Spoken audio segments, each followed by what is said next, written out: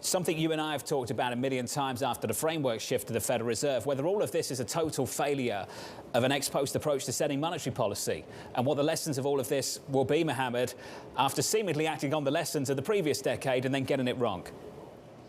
Yeah, I think the lesson will be the same lesson as coming out of the global financial crisis, which is that people got stuck with an old paradigm. The new monetary framework makes total sense if you live in a world of deficient aggregate demand. We are not living in a world of deficient aggregate demand. We're living in a world of deficient aggregate supply. When that paradigm goes from demand to supply, the new monetary framework goes from being helpful to actually being problematic. And I think that's what the Fed is going to recognize. But it's very hard institutionally to get rid of something you've just introduced. It doesn't look good, John. Do we have deficient credibility at the Federal Reserve right now? I caught up with Brian Deese a little bit earlier, Mohamed, the director of the National Economic Council. I mentioned something you told us on this program several weeks ago, a number of months ago, when you said this was one of the worst Fed calls in history. I asked him, you were part of the interview process. You've given this individual another term. Can you tell us why? Take a listen. If you look at this group of five, you see ideological diversity, you see differences in academic style and temperament, but overall you see extraordinary breadth of experience across the board. This is a very solid group of five people to get to work on this effort. So we're confident that these are the right individuals, and importantly, what you heard from the president yesterday, we're confident in putting our faith in the institution.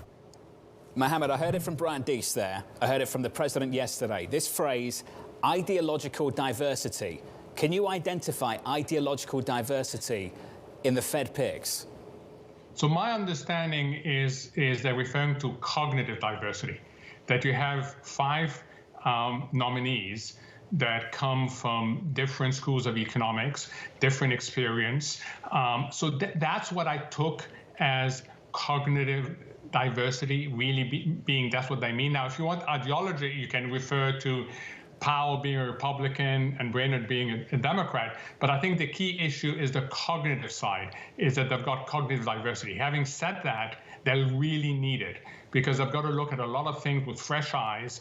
This is not just a repeat of what they've been doing. They've got to change track completely. Peter Cheer of Academy Securities, that maybe this is just jawboning, Mohamed. It's hard to know whether this is just jawboning or whether this is the real deal, a massive pivot.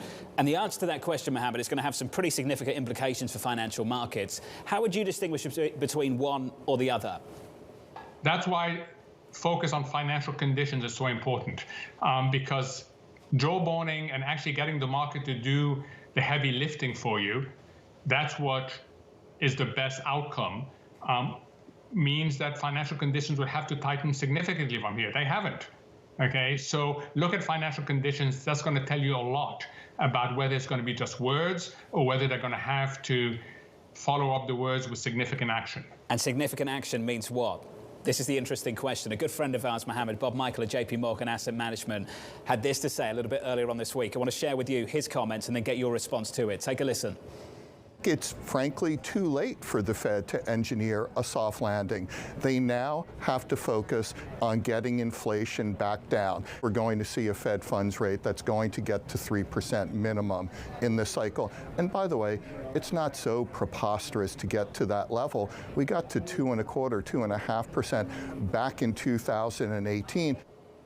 Final word here, Mohamed. 3% minimum. Your response?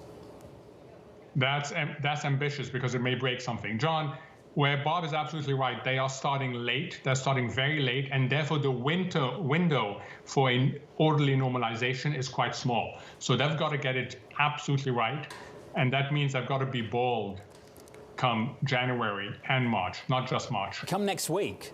So let's go there. How bold do you think they need to be next week? What do you think they need to do? They've got to immediately stop QE. They've got to stop QE at that meeting. They've got to announce that come March, we're going to have the plan for QT, and they've got to socialize quickly the expectations of at least 2 to 3 hikes. And, John, really important, explain to us why you got the inflation call so wrong and why you stuck with transitory when a lot of people had moved on from that. Unless they do that, restoring the credibility of monetary policy is going to take a long time. Is that a need or an expectation for next week, Mohamed? So that is what I think they should do. My expectation is that they're not going to do that.